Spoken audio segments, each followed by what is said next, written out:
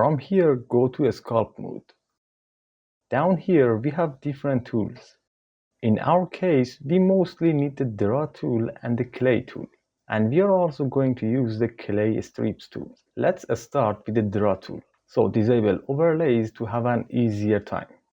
And up here, we have the radius and the strength that you can play with it to adjust your brush, which I guess are pretty fine now. You can increase or decrease the radius and the strength. Now click and drag around the edges of the hole to give it an organic look. Try to be gentle and don't go too far with it. Otherwise, you may get some unnatural look. And if you are experiencing some lags, disable the weighted normal modifier. It will make the viewport much faster. Yeah, it is much faster. Now try to play around with it. As simple as that and nothing fancy actually. So here's a tip. Right now the mode is set on add, as you can see here. You can switch it into subtract to get an inverted result.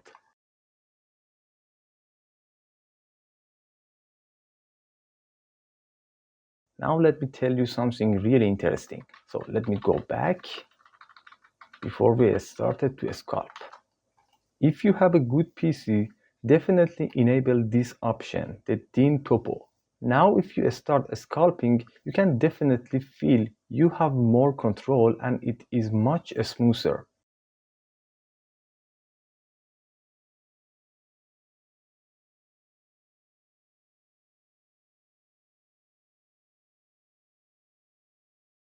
But here is a tip. If we go into edit mode, here is what Dyntopo actually does. If you have worked with the 3D scan models, you probably remember this type of geometry. It can make your project really heavy. But as I have mentioned, if you have a good PC, definitely use it. So let's simply give this hole some sculpting.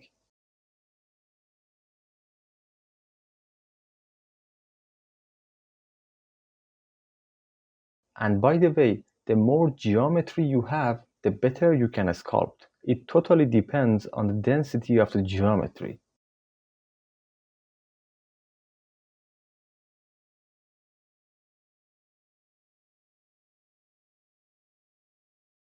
Now this seems really nice. Let's exit the isolation mode and take a look at it in the rendered view. And yeah, since we have sculpted the ground, its UV is messed up. To fix that, go into edit mode, select everything, press U, unwrap, angle based. Now we are talking. Just take a look at it. It looks so real. Just take a look at this area that we have sculpted and compare it to the rest of the ground. It is unbearably insane. And we are also going to add water here. Just wait and see. Let's continue sculpting. Switch into solid view and get back to sculpt mode. Now we should sculpt the area below and around the railing to sell the effect that it is totally out of order. So pick the draw tool. Clay tool, or the clay string. It totally depends on you.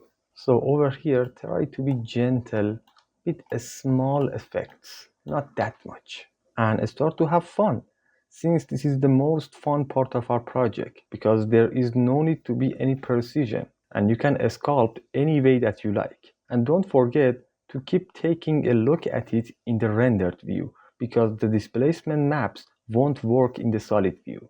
And subsequently the result could be different.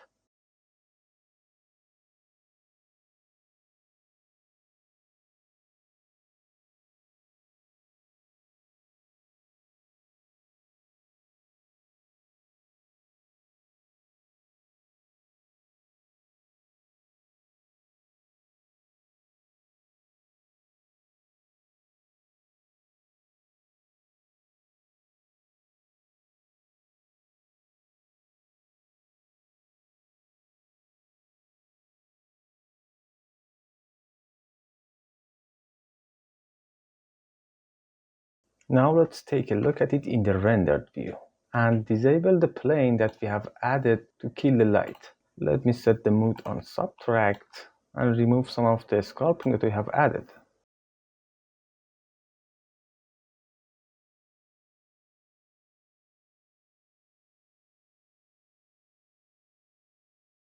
You see, now we are getting a much better result, and this is going to highly help the realism of our scene.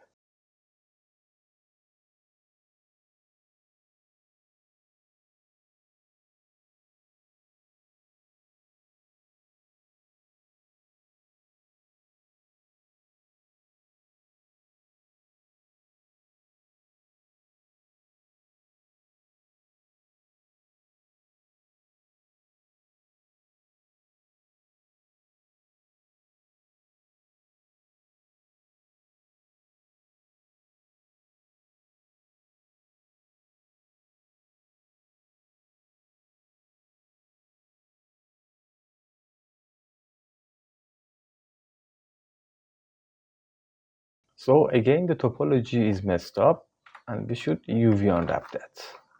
U unwrap angle base. Looking great.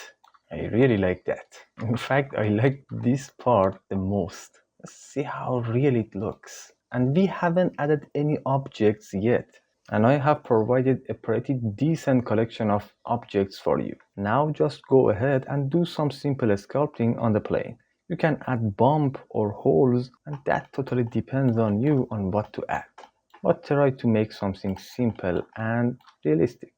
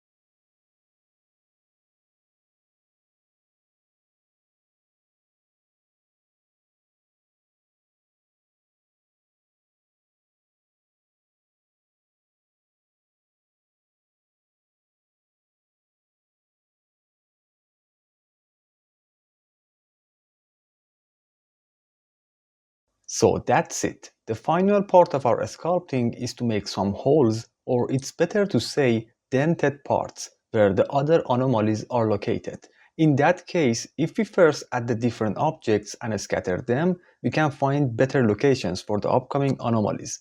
Let's begin with making a fog.